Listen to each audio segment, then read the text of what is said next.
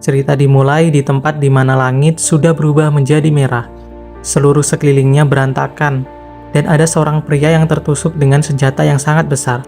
Orang ini mengerang kesakitan saat dia mencoba berbicara. Armor dan pedangnya sudah hancur. Dia terbatuk darah. Dia tersenyum lalu mengalihkan perhatiannya ke arah seorang dan memprovokasinya. "Hei kau, lakukanlah." Pahlawan yang sudah dikalahkan ini sedang berbicara dengan monster besar yang memiliki 8 lengan. Masing-masing lengan juga memegang senjata ampuh yang memiliki kemampuan untuk menghancurkan dunia. Mendengar permohonan sang pahlawan, dia melompat dan mulai mengumpulkan kekuatannya. Makhluk mengerikan itu hendak melakukan tendangan lompat tinggi, dan sekarang dia datang dengan kecepatan yang luar biasa. Tetapi sang pahlawan tidak tampak ketakutan sama sekali. Dia menatap monster itu dengan tatapan tajam. Boom! Dan kemudian ada ledakan besar. Kemudian yang kami tahu adalah teks yang sedang ditampilkan. Seorang pahlawan kelas S telah dinyatakan tewas. Manusia masih diliputi keputusasaan dan ketakutan. Tamat. Ternyata adegan sebelumnya berasal dari novel yang sedang dibaca oleh seorang anak laki-laki. Anak laki-laki inilah yang sedang berbaring di tempat tidurnya. Dia menghela nafas karena dia berpikir bahwa akhir cerita terlalu anti klimaks dan tergesa-gesa. Dan anak laki-laki itu melihat ponselnya lagi dan memperhatikan bahwa dialah satu-satunya yang membaca novel. Dia kemudian bangkit dan melemparkan ponselnya ke arah tempat tidur. Anak laki-laki itu kencing dan saat dia bernyanyi di kamar kecil, teleponnya menunjukkan pemberitahuan. Dan itu berisi pesan bahwa penggabungan dunia akan dimulai. Keesokan harinya semuanya masih normal. Anak laki-laki yang baca novel itu adalah protagonis utama cerita ini. Dia sedang menuju ke sekolahnya. Tetapi kemudian dia memperhatikan sesuatu. Dia melihat sejumlah besar orang berkumpul. Dia berpikir bahwa mereka sedang protes karena pembelian gedung tertentu dihentikan lagi. Tetapi ketika dia melihat lebih dekat, dia tahu bahwa ada sesuatu yang tidak beres. Dia panik begitu dia menyadari bahwa seluruh bangunan telah lenyap. Dia bertanya-tanya kemana perginya bangunan ini. Pria itu kemudian berjalan ke depan banyak orang, dan di sana dia melihat bahwa seluruh area telah menjadi ruang kosong. Dia bertanya-tanya, apa yang sebenarnya terjadi? Dia menatap ruang kosong itu, sementara orang lain di sekitarnya berkata dengan marah, karena mereka berpikir bahwa perusahaan konstruksi telah menghancurkan rumah mereka. Beberapa dari mereka bahkan berencana untuk menuntut. Setelah beberapa waktu, anak laki-laki itu melanjutkan perjalanannya. Tetapi sebuah pemikiran masih melekat di benaknya. Dia bertanya-tanya apakah teknologi pembongkaran saat ini sudah begitu canggih, sehingga mereka bisa membuat seluruh bangunan menghilang semalam. Di SMA 1 Nasional, kelas 16, pintu dibuka oleh MC. Tapi saat dia memasuki, sosok gelap hendak menerkamnya. Pria berambut kuning berkata, "Saudaraku yang baik, dengarkan aku." Pria berambut kuning itu memberitahu MC bahwa akhir dunia akhirnya tiba di sini. MC menyodok wajah pria itu dan mengatakan, "Kau terlalu banyak bermain game semalaman." Pria rambut kuning berkata, "Aku mengatakan yang sebenarnya," sambil mengeluarkan teleponnya dan menyuruh MC untuk melihat sesuatu. Ada berita di seluruh dunia bahwa bangunan tertentu benar-benar lenyap. Beberapa di antaranya adalah kompleks rumah dan bahkan seluruh apartemen. MC menggosok bagian belakang kepalanya dan mengatakan bahwa ini mungkin hanya kebetulan. Tapi pria berambut pirang itu tersenyum puas, lalu dia menjawab bahwa segala sesuatunya terlalu aneh untuk dianggap hanya kebetulan. Tidak mungkin membuat sebuah bangunan lenyap dalam semalam tanpa meninggalkan jejak. Dia kemudian menambahkan bahwa bukankah ini mirip dengan tanda-tanda kedatangan monster sebelum menyerang dalam novel. Akhir-akhir ini, MC banyak membaca novel. Ketika dia mendengar monster akan datang, ekspresi Riang berubah ketika dia mengingat sesuatu. Dia dengan cepat memeriksa ponselnya untuk mencari novel yang dia baca, tetapi karya itu sudah dihapus. MC teringat di awal-awal novel itu, bangunan juga tiba-tiba hilang. Dan protagonis pria dalam novel, setelah sampai ke sekolahnya, sahabatnya memberitahunya bahwa ini akhir dunia. Sebenarnya ini baru saja terjadi padanya. Dia bertanya-tanya apakah ini benar-benar mungkin. Dengan ekspresi ketakutan di wajahnya, dia bertanya-tanya, apakah fiksi menjadi kenyataan? MC panik dan segera berlari keluar. Dia memberitahu temannya bahwa dia memiliki sesuatu yang penting untuk dilakukan, dan meminta untuk memberitahu guru mereka bahwa dia sakit perut. Lelaki pirang itu menangis, tak percaya karena ini adalah pertama kalinya temannya membolos sekolah. Dia meyakinkan temannya bahwa dia akan memberitahu guru bahwa dia sakit. MC masih berjalan sambil mengingat semua hal penting di dalam novel. Dia tahu bahwa bangunan yang hilang akan menjadi lingkaran teleportasi yang menghubungkan dunia mereka dengan dunia abis. Dan seperti dalam novel, lingkaran teleportasi pertama akan muncul di kota mereka. MC berlari menuju gedung yang hilang Saat itulah dia memastikan bahwa lingkaran teleportasi nomor 1 benar-benar terukir di sana. Seorang laki itu memperhatikan MC seperti sedang gelisah dan bertanya apakah perusahaan perumahan telah menipunya. Dia mengira MC adalah salah satu orang yang kehilangan rumahnya. Tetapi MC mengabaikan lelaki tua itu karena dia masih terlalu fokus memikirkan novel. Menurut novel, ini adalah susunan teleportasi yang disebut abyss atau jurang maut. Yang dia ingat akan ada 999 lingkaran teleportasi yang akan terjadi muncul di seluruh negara dan masing-masing terhubung ke jurang maut. Dan nanti di tengah malam, monster dari jurang maut akan mulai menyerang. Semakin tinggi angka jurang maut, semakin besar tingkat teror yang akan dipancarkan. Segera monster akan membanjiri kota. Tentara dan polisi akan mencoba menangkis mereka menggunakan senjata mereka saat ini. Tetapi itu hanya efektif pada monster level 1 hingga level 10. Dan untuk mereka yang level 11 ke atas, tidak ada senjata yang dapat melukai mereka. Namun ada dua cara untuk melawan mereka. Mengalahkan monster tertentu akan mendapatkan hadiah dari dunia abyss. Hadiah ini termasuk senjata tempur dan keterampilan unik yang secara eksponensial meningkatkan semua kemampuan manusia. Dan dengan metode semacam ini, manusia menemukan cara untuk melawan monster abyssal. MC lalu ingat monster pertama yang akan segera muncul. Ia menyerupai seekor anjing besar. Ia memiliki taring yang tajam dan cakar yang mematikan. Tetapi kecepatannya terlalu lambat. Dan karena itu dia mudah dibunuh. MC sudah mengetahui informasi ini. Ia berpikir untuk mendapatkan pembunuhan pertama dan mendapatkan hadiah darinya. Tercatat juga bahwa orang pertama yang mengalahkan monster ini akan mendapatkan hadiah pembunuhan khusus dalam novel. Orang pertama yang mendapatkan pembunuhan pertama memperoleh keterampilan peningkatan fisik. Hal ini memungkinkan dia untuk mengalahkan monster level 2. Sementara orang lain masih membentuk tim untuk menjatuhkan satu monster di level 2, dia akan mampu mengalahkan monster di level 3 sendirian. Dengan rencana ini dalam pikirannya, MC tiba-tiba berseru dengan keras bahwa dia akan menjadi lebih kuat. Orang-orang di sekitarnya melihat ini dan berpikir dia sudah gila. Setelah itu, MC segera pergi ke toko perangkat keras. Dia membeli banyak bahan, karena dia perlu mempersiapkan dirinya sendiri untuk membuat senjata dan armor pelindung. Untuk melawan monster abyss level 1, senjata utamanya adalah tombak panjang, karena akan memberi keuntungan saat melawan. MC berencana menggabungkan beberapa pipa dan pisau. Dan dalam perjalanan pulang, MC bertemu wanita dengan rambut merah muda yang mengenakan seragam yang sama dengannya. Tetapi, dia begitu fokus pada membuat rencana. Dia bahkan tidak menyadarinya. Wanita itu melihat MC dan tidak menyangka bahwa dia juga membolos kelas. Dari situ kemudian terganggu ketika teleponnya berdering. Dia memeriksa teleponnya. Itu dari ayahnya. Setelah menjawab, ayah gadis itu berteriak dan berkata, "Cepatlah pulang, karena ayah perlu membicarakan sesuatu."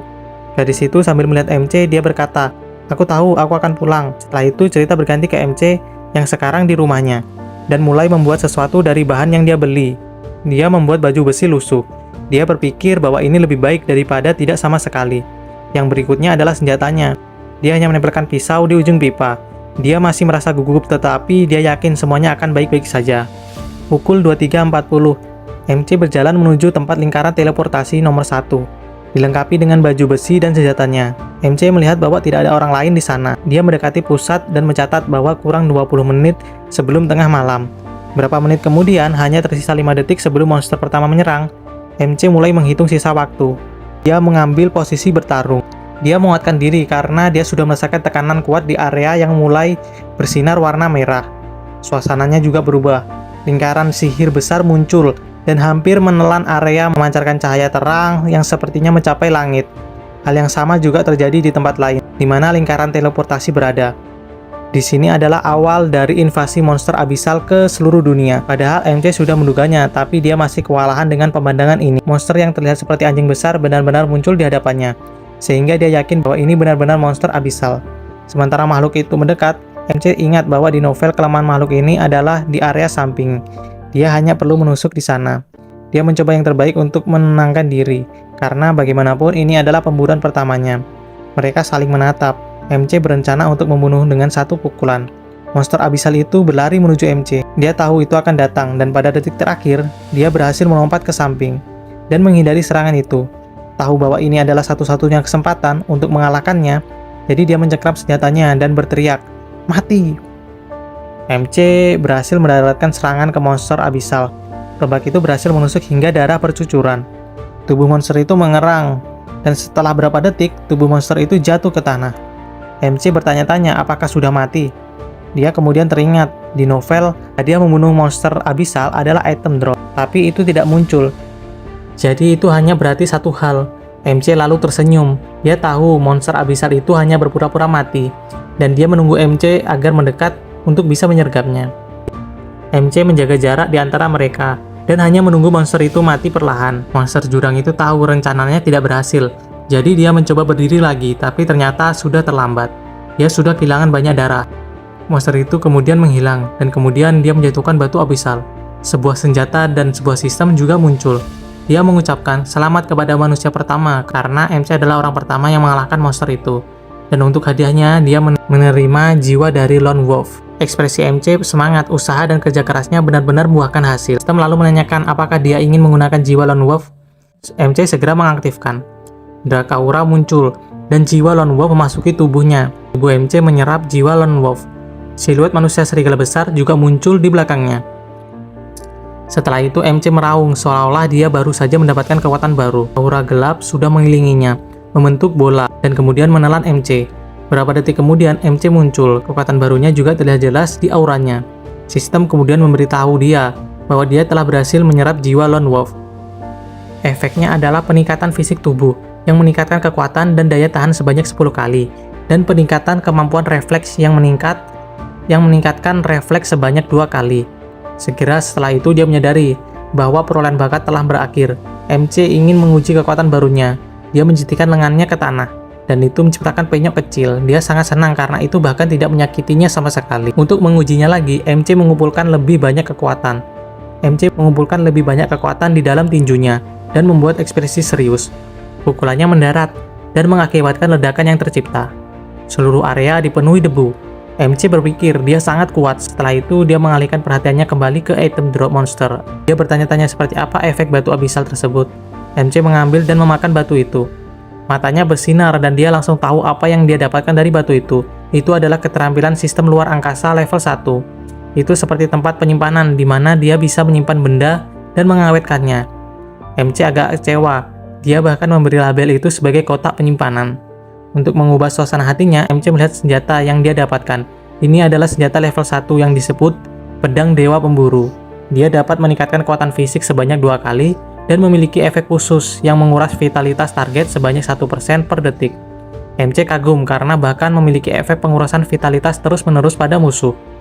MC lalu berpikir bahwa pada titik ini dia mungkin adalah manusia terkuat. Bahkan tidak ada yang bisa melampaui dia, dan dia juga satu-satunya yang membaca novel.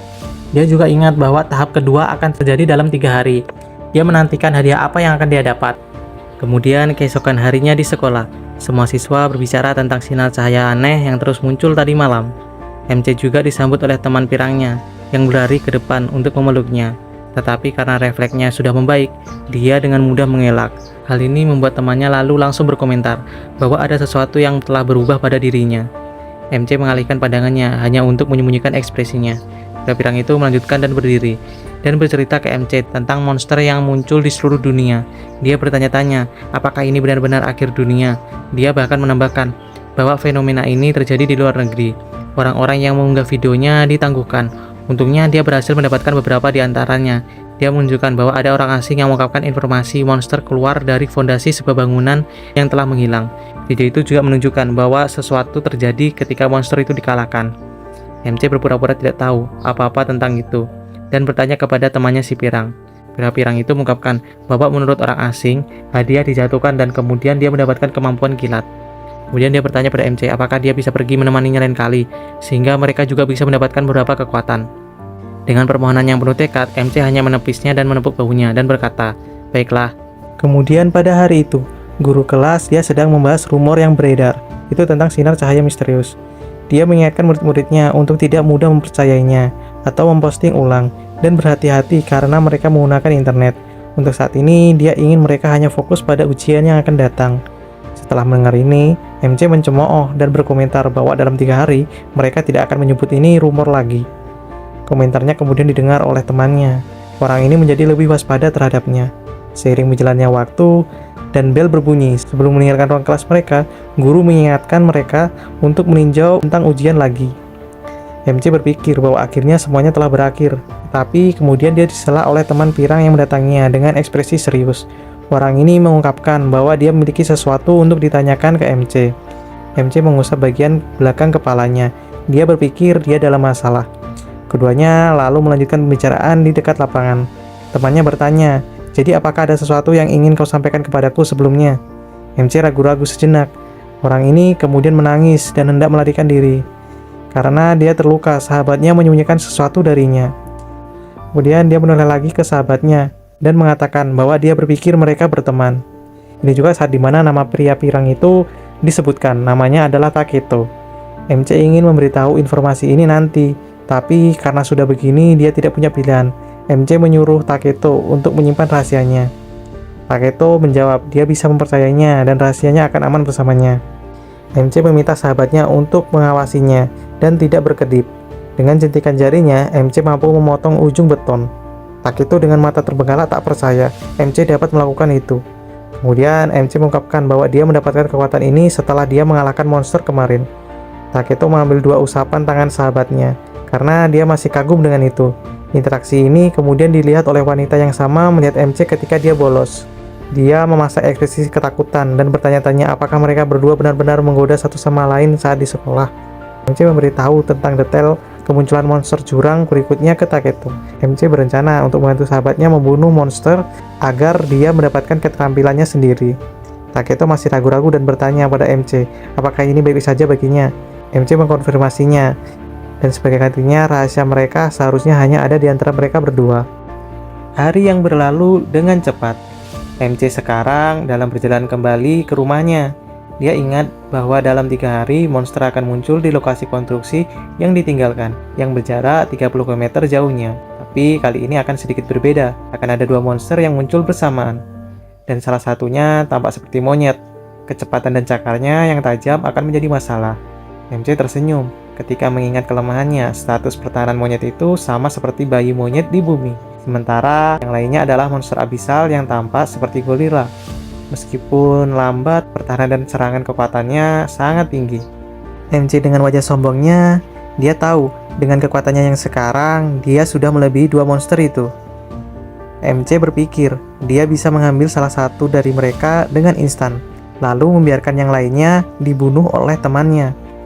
Tiba-tiba, MC kemudian teralihkan ketika seorang wanita tua memanggil namanya, Sota, sambil tersenyum karena orang tersebut adalah bibinya.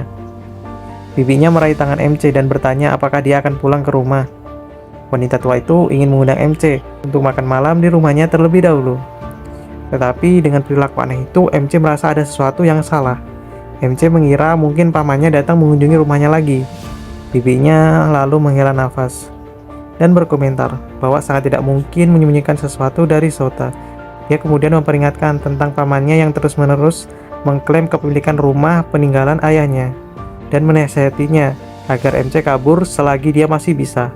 MC menghargai perhatian bibinya, tapi dia meyakinkannya bahwa dia sekarang bisa menjaga dirinya sendiri.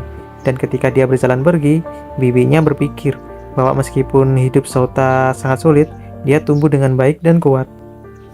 Sementara itu, di rumah MC ada 2 orang laki-laki sedang minum alkohol dan duduk di sofa. Mereka sedang membuat kekacauan yang cukup besar. Pria itu bertanya kepada ayahnya, kenapa Sota masih belum ada di sini? Dia bertanya-tanya, apakah dia sudah bersembunyi lagi? Ayahnya lalu menjawab, jika Sota benar-benar melakukan itu, maka hanya berarti bahwa kita bisa tinggal di rumah ini. Bajingan peminum ini bahkan menunjukkan selembar kertas yang menunjukkan bahwa dia mewarisi hak atas tempat ini. Mereka berdua kemudian terkejut ketika mendengar pintu terbuka. Aura gelap di sekeliling MC. Dia melototi mereka berdua. Begitu dia melihat kekacauan yang mereka buat. Apa yang kalian buat onar di sini? Karena dia terlalu kesal untuk memperingatkan mereka berdua bahwa tidak bisa masuk ke sini begitu saja dan melakukan apapun yang mereka suka. Sepupunya tidak menyukai nada dari suara MC, jadi dia memperingatkan MC untuk tidak menegur dirinya sendiri. Dia mencatat bahwa MC hanyalah anak-anak ingusan. Ketegangan orang ini berhenti ketika ayahnya mengangkat tangannya. Paman MC berdiri, mengingatkan MC kita bahwa dia telah tinggal lama di rumah ini. Sekarang dia sudah dewasa. Pemabuk itu kemudian mendekat dan menasihatinya untuk meninggalkan tempat ini dan hidup mandiri. Lebih baik kau cepat kemasi barangmu untuk mencari rumah sewaan. Paman itu berkata sambil tertawa, ini 50 yuan. Simpan saja buat uang sakumu dan kau keluar dari rumah ini. Sepupunya menyela percakapan lagi dan berseru bahwa MC sebaliknya pergi dan keluar dari rumah. Saat itulah MC berkata, mereka lah yang seharusnya meninggalkan tempat ini. Dia tahu bahwa dokumen yang dipegang pamannya hanyalah dokumen palsu. Kemarahan pamannya meledak. Dia berkata, "Kentut, pemalsuan apa? Kamu punya bukti? Jika kamu memiliki kemampuan, tuntut aku di pengadilan." MC mengingatkan mereka berdua bahwa mereka tidak pernah membantu keluarganya ketika mereka berada dalam situasi yang mengerikan. Bahkan ketika ayahnya dirawat di rumah sakit, ibunya terpaksa bekerja 4 paruh waktu, dan dia bekerja 3 paruh waktu untuk membayar biaya perawatan ayahnya. Dan bahkan paman MC masih punya nyali untuk pergi ke rumahnya dan mencuri sejumlah uang. Sota berkata, "Sungguh memalukan menjadi dirimu." Pamannya hanya tersenyum dan berkata kepada MC bahwa tidak peduli seberapa besar protesnya, rumah ini akan tetap menjadi miliknya. Sepupunya mengatakan, "Kau sebaiknya tidak memikirkan rumah ini, seperti ibumu yang benar-benar mengincar properti ini." Dan itulah alasan dia bertemu karmanya, ditabrak mobil dan meninggal. Bajingan ini lebih lanjut menambahkan bahwa MC dan ibunya hanyalah seorang pelacur. Pernyataan ini membuat MC menjadi sangat marah dan menyuruhnya untuk menarik kata-katanya kembali. Tapi orang ini semakin memprovokasi dan memintanya untuk mendatanginya. Mamanya menyela dan bertanya kepada MC, apakah dia benar-benar akan memukul seorang yang lebih tua darinya. Keduanya tidak berhenti, mereka benar-benar menantang. MC tidak mampu menahan dirinya lagi, dia menerapkan pukulan tepat ke arah pamannya. Sungguh momen yang memuaskan, pukulan itu cukup kuat untuk mengirimkannya terbang ke belakang. Sepupunya mencoba balaskan dendam ayahnya dengan mengayunkan botol alkohol ke arah MC. Tetapi dia segera disambut dengan serangan balik lutut MC yang hampir mematahkan setiap tulang tubuhnya. Seperti yang diduga, dia juga dikirim terbang. Sementara tubuhnya masih gemetar, dia memperingatkan MC bahwa mereka akan melaporkan ini ke polisi. MC memberitahu mereka bahwa mereka lah yang memulai perkelahian. MC lalu kehilangan minat dengan mereka. Dia lalu meninggalkan ruangan itu. Sementara itu, MC pergi ke kamarnya dan segera menyiapkan barang-barangnya. Dia berpikir karena keadaan invasi monster jurang maut, 3 hari lagi akan mengubah sistem peradilan, dan saat itu pembalasan dendam akan dilakukan. Saya harap bisa memberikan tumpangan mereka ke dunia bawah. Saat MC keluar dari kamar, dia berkata, "Hanya 3 hari lagi waktu yang tersisa, nikmati waktumu." Kedua bajingan itu saling menatap satu sama lain. Wajahnya masih bengkak ketika dia menyadari bahwa MC keluar rumah dengan barang-barangnya. Dia berkata, apakah anak ini menyerahkan rumah ini? Pada malam hari di sebuah hotel, MC mendekati kasir dan memberitahunya bahwa dia akan mendapatkan kamar untuk 3 hari. Wanita itu memeriksa MC dan mengira bahwa dia adalah seorang pembisnis. Dia menyarankan agar dia mencoba layanan pijat mereka yang sangat populer. MC tidak mengharapkan tawaran ini dan tersipu. Dia juga menolaknya. Dalam pikirannya, dia masih seorang siswa sekolah menengah. Dan dia hanya tinggal di hotel ini karena lokasi tempat ini paling dekat dengan zona teleportasi monster abyss kedua. Ketika MC akan menyerahkan pembayaran kamar, wanita kasir itu masih meraih tangannya dan mengatakan kepadanya bahwa pelayanan di sini sangat memuaskan. MC tersentak dan menolak tawaran itu lagi. Wanita itu kemudian memberitahunya bahwa kamarnya ada di nomor 208. Di lantai 2 malam hari terjadi suara berisik yang terus mengganggu konsentrasi MC dari kamar sebelah. MC yang kehilangan fokusnya ketika suara aneh terus merembes melalui dinding. MC berguling dari tempat tidurnya dan berpikir bahwa dia harus menanggungnya. Dan di kamar 210, wanita ini juga semakin kesal mendengar suara-suara dari ruangan lain. Namanya adalah Sakura. Dia kemudian diingatkan oleh wanita berambut putih bahwa dia harus menanggungnya karena hotel ini paling dekat dengan lokasi tujuan mereka. Sakura cemberut ketika dia berkomentar bahwa ini sangat menjengkelkan. Ekspresinya berubah ketika dia bertanya kepada wanita berambut putih bernama Mio. "Bibi Mio, apa pendapatmu tentang hal itu?" Bibi Mio menjawab, dari analisis situasinya dia mencatat bahwa berdasarkan suara wanita itu, dia hanyalah berpura-pura, sedangkan pria itu dia tidak akan bertahan selama 10 detik. Analisis Bibi Mio ini membuat Sakura meledak marah. Dia tidak berbicara tentang orang-orang di ruangan lain. Dia berbicara tentang lokasi konstruksi yang ditinggalkan. Bibi Mio memiliki ekspresi berkilauan.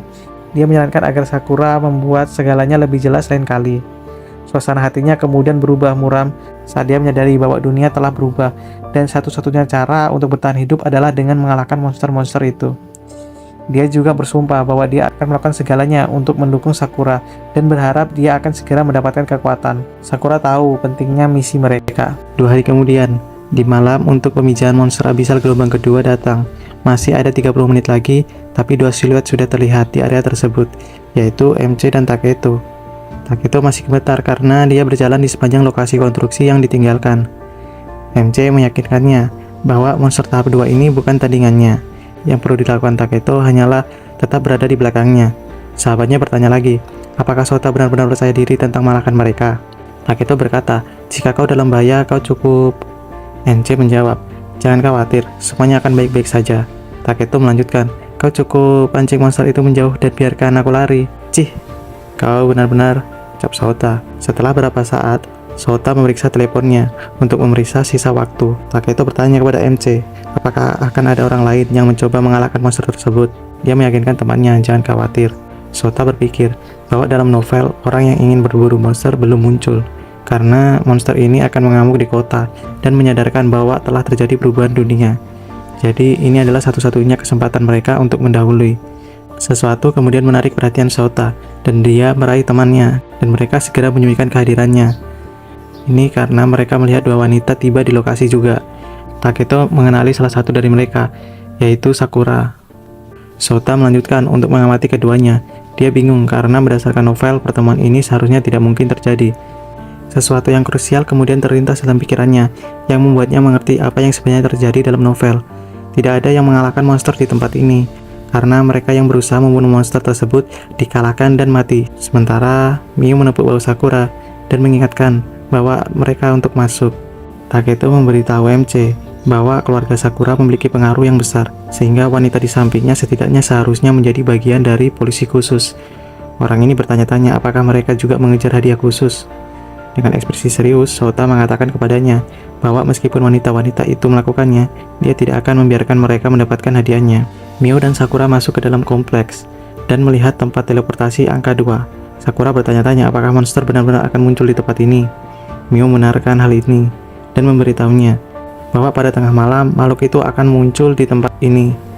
Dia menambahkan bahwa makhluk ini tidak dapat dibandingkan dengan binatang buas yang mereka kenal di bumi. Mio mengeluarkan beberapa bahan peledak. Dia bersiap untuk meledakkan monster ketika dia akan muncul. Dia juga memberikan pistol pada Sakura agar dia gunakan untuk memberikan pukulan terakhir. Sakura memahami rencananya.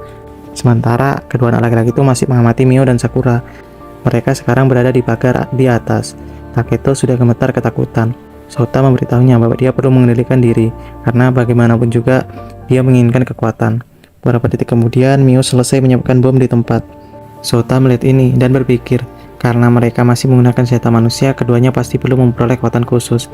Namun dia juga tahu bahwa meskipun mereka bisa membuat bis level 1 diam kematian, tapi berbeda di level 2 ini, karena gorila yang akan muncul memiliki pertahanan kuat, dan itu hanya akan membuat lebih ganas. MC kita tersenyum, karena dia berpikir bahwa yang baru dia lakukan hanyalah membantu mereka dan mengalahkan monster. Suasana di sepanjang area menjadi lebih instan ketika 5 detik terakhir sebelum tengah malam tiba. Mio tahan tombol untuk bom. Wanita-wanita ini mempersiapkan diri mereka hingga pengatur waktu mencapai 0. Dan sebagaimana memperkirakan, lingkaran sihir besar muncul. Seluruh area juga diliputi aura gelap. Teleportasi muncul. Teleportasi monster abisal dapat terlihat bahkan dari jarak 1 mil. Dan begitu saja dua binatang mirip monyet muncul bersama. Sakura berkomentar bahwa mereka beruntung karena ada dua binatang. Sota mendengar ini dan berkata, idiot. Mio tidak menyanyiakan waktu sedetik pun, dan dia menekan tombol bom.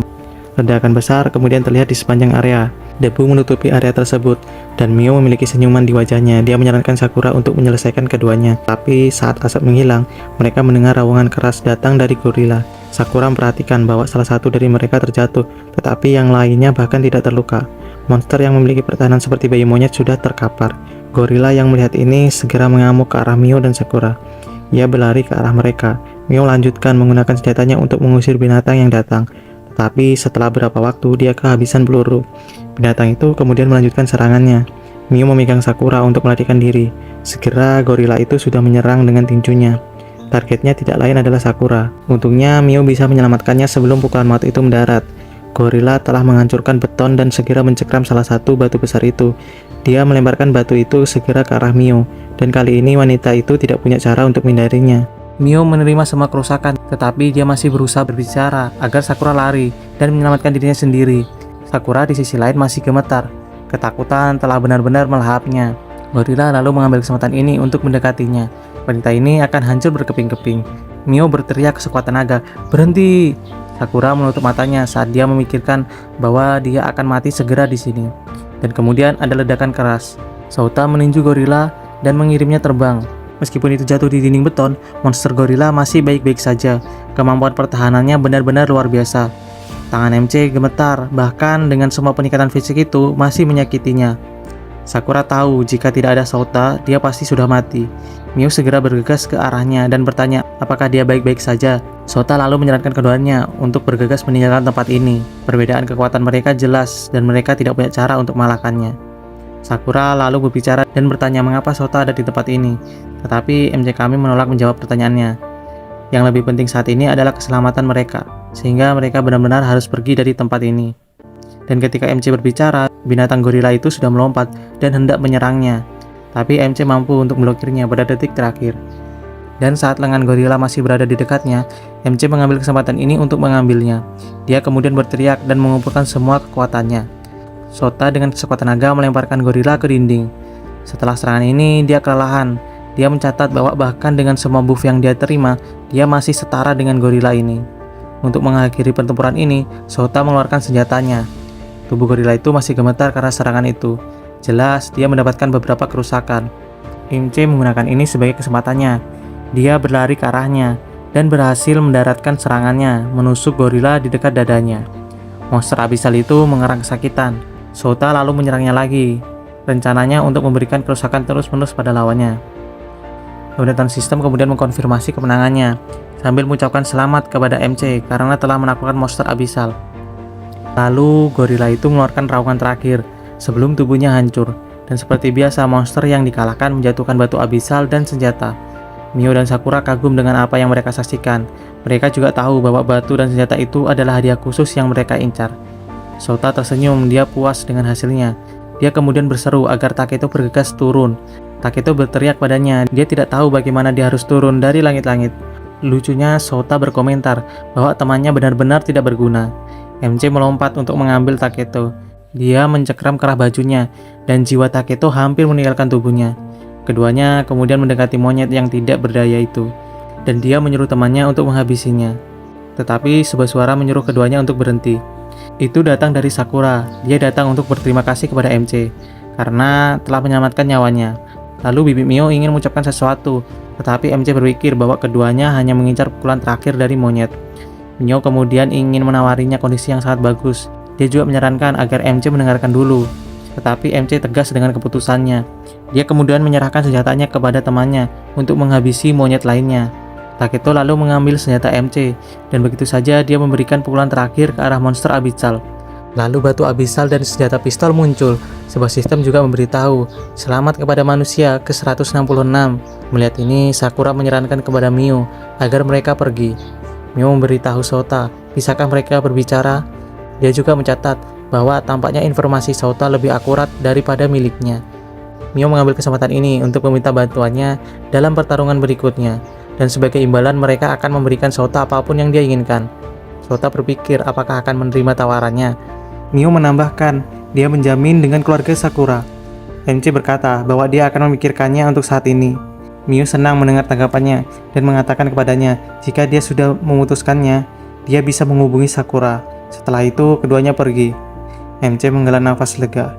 MC memerintahkan Taketo untuk memakan batu abisal. MC memakan batu abisalnya. Aura gelap menyelimuti tubuhnya. Kekuatannya bereaksi dengan cepat pada tubuhnya. Sistem kemudian memberitahunya tentang buff yang dia dapatkan.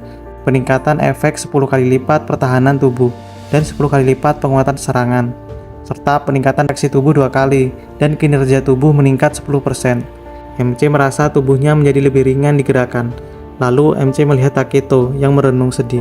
Dia bertanya kemampuan apa yang dia dapatkan. Dengan ekspresi pahit di wajahnya, Taketo berkata, kemampuan yang dia bangkitkan adalah mata elang. Ini memungkinkan dia untuk melihat sejauh 2 km. Dia berpikir bahwa ini tidak akan terlalu berguna untuk pertarungan. Tapi MC mengingatkan bahwa selain skill, dia juga mendapatkan pistol. Adapun MC dia mendapatkan ketapel. Ketapel yang memiliki kemampuan menyerang target dari jarak 500 meter, menyebabkan kerusakan 10%, serta memperlambat pergerakan lawan 10%. Setiap peluru diisi 10 detik. MC merasa senjata ini cukup bagus. Lalu dia berkata kepada Taketo kemampuan apa dari senjatanya. Taketo memberitahu MC bahwa pistol itu memiliki keterampilan target akurat. Selama itu berada dalam pandangannya, dia akan mencapai target. Tembakan kelimanya juga akan memiliki 10% efek peningkatan kerusakan maksimum. Senjata Taketo benar-benar bekerja dengan baik dengan skill mata elangnya, sehingga kemampuan keduanya saling melengkapi. Taketo senang dan kemudian dia berterima kasih kepada Sota atas kesempatan ini. Keduanya kemudian melanjutkan perjalanan menuju ke hotel mereka. Mereka merayakannya sebagai gagasan tentang dunia yang ada di dalam genggaman. Sementara itu di jalan yang padat kendaraan, Mio dan Sakura juga dalam perjalanan pulang. Mio sedang berbicara dengan seorang, dan dia sangat meminta maaf karena kesalahannya membuat mereka kehilangan kesempatan untuk mendapatkan keterampilan. Dia kemudian mengkonfirmasi nama orang yang membantu mereka mengalahkan monster jurang. Dia adalah salah satu teman sekelas Sakura. Mio berkata bahwa dia akan melakukan pemeriksaan latar belakangnya dalam 1 hari. Orang di saluran lain kemudian mengatakan sesuatu yang penting. Mio menghela nafas. Lalu Scan berpindah di sebuah hotel tempat MC menyewa. Seperti biasa terdengar suara-suara dari kamar sebelah. Taketo berkata, apakah kita akan tidur di sini? MC menjawab, saya di sini sudah 2 hari, sabarlah. Untuk mengubah topik, Taketo mengungkapkan bahwa dia memiliki sekitar 500.000 yuan. Apakah kamu punya uang? MC memberitahunya bahwa ia masih mempunyai sedikit lebih banyak uang, tapi ia menyadari bahwa mata uang akan segera kehilangan maknanya. Kemudian Taketo membuat ekspresi menggoda ke MC. Sota dengan cepat memprotes dan mengatakan kepadanya bahwa dia tidak akan mengizinkannya untuk memanggil 1 kali pijatan. Taketo lalu menggoda sahabatnya karena sudah berpikir hal kotor. Penolakan mereka kemudian terputus ketika seorang mengetuk pintu mereka. Itu adalah pengantar makanan. Keduanya memesan makanan, dan Sota melanjutkan untuk mengambilnya. Setelah meraih makanan, sesuatu menarik perhatiannya. Wanita berambut merah inilah yang mengantar makan malam mereka. Dia memiliki tato mawar merah yang berada di punggungnya, dan dia melihat sekilas MC. Saat mereka berdua saling menatap, yang lain suasananya menjadi canggung. Sota tersipu, dia hanya mengusap kepalanya. Dia bahkan tidak sempat mengucapkan sepatah kata pun, lalu menutup pintu. Lalu Scan kini ke MC yang sedang makan. Dia sedang memikirkan fenomena yang akan terjadi di novel. Besok pukul 8 di pagi hari, matahari akan menghilang di seluruh dunia. Ia digantikan oleh matahari berwarna hijau. Menurut novel, matahari ini akan disebut matahari Jamrud. Orang-orang di seluruh dunia akan menyaksikannya, karena seluruh lingkungan mereka akan diwarnai hijau pada saat yang sama. Dan pada saat yang sama, suara misterius akan mengatakan bahwa bumi akan berada di bawah kendali jurang maut. Setiap negara tidak akan bisa mengabaikan hal ini, dan mereka akan mengambil tindakan serius. Konferensi darurat internasional juga akan diadakan. Dan ketika zona teleportasi 3 dan 4 muncul, akan banyak orang dengan keterampilan yang kuat akan muncul di mana-mana. Mereka adalah manusia yang berhasil membunuh monster jurang maut lebih awal dari yang lain. Dunia juga akan membentuk pasukan mereka sendiri dan melatih tim respons khusus.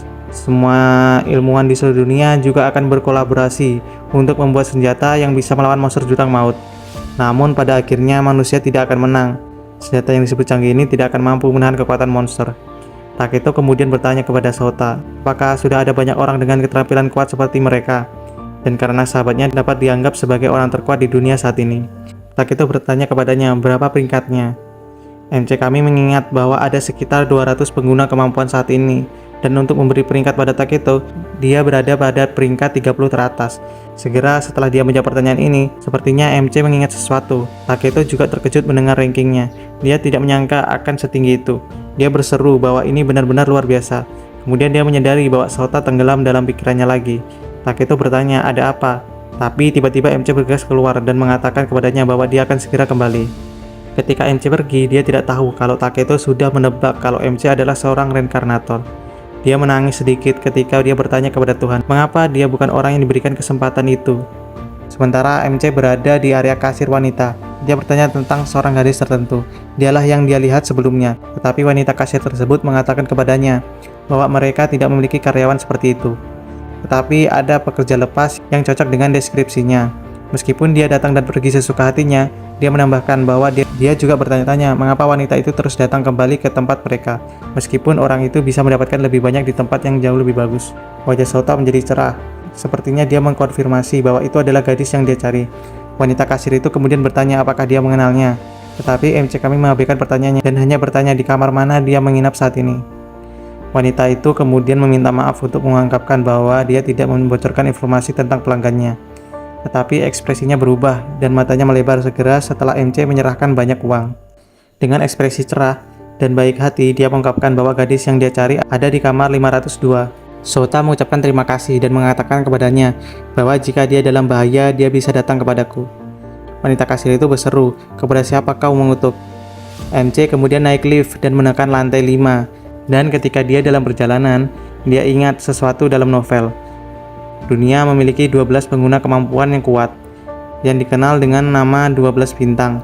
Masing-masing cukup kuat untuk menghancurkan seluruh kota sendirian. Dan di antara 12 bintang itu ada 5 yang berdiri di puncak. Kekuatan mereka tidak ada bandingannya. Salah satu dari mereka memiliki kemampuan yang disebut Scorpio Destruction. Namanya tidak pernah disebutkan dalam novel, tetapi sejarah pribadi dan masa lalunya adalah salah satu ciri-ciri menonjol. Salah satu ciri menonjolnya adalah dia memiliki tato mawar merah di punggungnya. Scorpion sangat brutal terhadap laki-laki. Dia menelanjangi dan mencambuk mereka. Sota keluar dari lift, segalanya mulai menjadi lebih masuk akal. Tato mawar, bahkan pekerja dewasa. Gadis yang dilihat sebelumnya kemungkinan besar adalah Scorpion. Dia kemudian berdiri di depan ruangan dan bertanya-tanya apa yang akan dia katakan padanya. Ditambah Scorpio sangat membenci pria. Jadi akankah mereka bisa berteman? Tetapi sebelum MC mengutuk pintu, dia terkejut ketika dia melihat pintu terbuka. Seorang wanita dengan tato mawar itu benar-benar di ruangan ini. Dan dia melihat Sota, dia mencarkan pesonanya mengingat MC kami di pertemuan sebelumnya. Dia berkata, "Bukankah ini adik kecil tadi?" MC tersipu dan dia dengan cepat meminta maaf karena muncul tanpa pemberitahuan sebelumnya. Wanita itu mencondongkan tubuhnya lebih dekat, bertanya apakah dia mencoba mengikutinya sampai di kamarnya. MC tahu dia dalam masalah, dia mencoba menyangkalnya, tetapi dia terlalu bingung untuk melakukannya. Orang itu mencondongkan tubuhnya lagi dan berbisik bahwa dia menagih 3.000 yuan untuk sekali. Tidak ada tawar-menawar. MC kemudian dia buru-buru melarikan diri sambil mengatakan kepadanya bahwa bukan itu yang dia maksud. Wanita berambut merah itu merasa interaksi ini aneh. Dia tahu ada sesuatu yang aneh tentang Sota dan berpikir bahwa agar aman dia tidak akan melanjutkan tinggal di tempat ini lagi. Kembali ke kamarnya, Taketo sudah tidur. Sota bertanya-tanya bagaimana dia terus-menerus dibuat bingung oleh wanita itu. Dia kemudian berpikir bahwa dia sebaiknya biarkan saja. Tunggu saja perubahan pada jam 8 pagi. Keesokan harinya sudah jam 7.59 di pagi hari.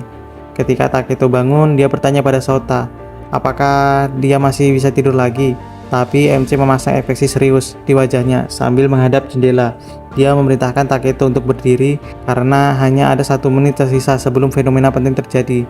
Perlu diingat bahwa ini adalah waktu ketika matahari akan berganti. Jadi Taketo dia buru-buru berlari ke samping Sota saat ini. Lalu dia melihat, dia tidak percaya matahari yang tadinya cerah telah diselimuti aura gelap dan segera dikelilingi oleh cahaya hijau. Beberapa detik kemudian sinar matahari telah benar-benar berubah menjadi hijau. Orang-orang di luar mencoba menggosok mata mereka untuk melihat apakah ada yang salah dengan diri mereka. Kemudian mereka menyadari bahwa apa yang dilihat mereka memang sama, yaitu cahaya hijau. Di saat yang sama, wanita berambut merah itu sedang berjalan keluar. Dia masih mengantuk, tapi mau bagaimana lagi, dia harus pindah lokasi. Yang ingin dia lakukan sekarang hanyalah pergi ke hotel lain dan beristirahat. Tapi kemudian dia menyadari bahwa matahari telah berubah menjadi hijau. Dengan senyuman sedih, dia berkata, "Dokter tidak pernah mengatakan bahwa penderita kanker akan menderita buta warna." Dia mengangkat tangannya tinggi-tinggi seolah-olah dia sedang meraih matahari. Dan dia berkomentar bahwa pemandangan saat ini sangat indah. Dari sudut pandang aneh terjadi, matahari hijau itu menghilang dan digantikan oleh konstelasi bintang kalajengking. Matanya adalah satu-satunya yang melihatnya. Hal berikutnya yang diketahui wanita itu adalah dia sudah jatuh ke tanah, dan begitulah dia tiba-tiba pingsan di tengah jalan. Kembali ke tempat MC, dia menyuruh Taketo untuk mempersiapkan mentalnya untuk menghadapi apa yang akan terjadi selanjutnya. Sebuah suara yang tidak menyenangkan terdengar di seluruh dunia. Suara itu menyapa semua orang dan menyebut manusia sebagai penduduk bumi yang bodoh. Sota dan Taketo memiliki ekspresi yang tidak nyaman saat mereka mendengar suara yang mengatakan bahwa beberapa orang dari mereka telah menerima hadiah darinya. Di tengah sinar matahari hijau, asap ungu yang tidak menyenangkan mulai terbentuk. Suara itu melanjutkan bahwa mereka yang telah menerima hadiah tersebut telah memiliki kemampuan yang melampaui kemampuan manusia lain. Dan dengan ini permainan yang sebenarnya resmi diluncurkan. Asap ungu kemudian terwujud wajah iblis yang tersenyum di seluruh area. Juga diumumkan bahwa mereka sekarang akan memainkan permainan kecil, pertarungan antara manusia dan monster jurang, War the Abyssal. Dia mengungkapkan bahwa monster Abyssal akan melangkah melalui lingkaran teleportasi yang menghubungkan bumi dan jurang maut. Jika manusia bisa mengalahkan monster-monster itu setiap kali, mereka akan diberikan kemampuan manusia super. Mio dan Sakura juga mendengarkan pengumuman. Jurang maut akan muncul di seluruh bumi. Akan ada 999 portal teleportasi, dan kesulitan mereka akan berkisar dari tahap 1 hingga 99. Setiap portal juga akan memiliki jumlah monster abisal acak yang berkisar antara 1 hingga 9. Dan satu-satunya cara untuk memenangkan permainan kecil ini adalah dengan mengalahkan setiap monster jurang maut. Seringnya iblis ketika dia mengumumkan bahwa jika umat manusia kalah, mereka akan melahap setiap makhluk hidup di bumi. Tingkatnya perang jurang maut akan menentukan apakah ras tertentu akan terus berevolusi atau tidak ada lagi. Entitas ini menyatakan bahwa dia telah mengungkapkan banyak informasi permainan. Ini akan menjadi sangat menarik. Lalu dia berkata, "Selamat berjuang manusia bodoh. Bertarunglah agar permainan menjadi menarik." Kemudian dia menghilang begitu saja. Setelah pengumuman tersebut, Taketo bertanya ke MC, "Hei Sota, apakah manusia akan menang? Kita memenangkannya kan? Benar kan?" Taketo ingin memastikan manusia menang melawan monster-monster itu di akhir perang. MC tidak mengatakan sepatah kata pun, dan itu karena dalam novel yang dia baca, harapan terakhir umat manusia masih dikalahkan, dan mereka benar-benar kehilangan. Sota lalu berkata, jika itu mereka, mungkin mereka bisa mengubah masa depan. Taketo menjawab, jika itu kita,